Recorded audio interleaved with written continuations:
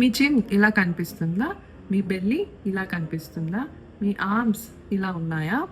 అయితే ఇది over weight వల్ల కాదు, హై కార్టిసోల్ వల్ల. ఈ కార్టిసోల్ అనేది స్ట్రెస్ హార్మోన్. బాడీని ఎప్పుడు కామ్ అవ్వాలి, ఎప్పుడు పానిక్ అవ్వాలి అనేది చెప్తుంది.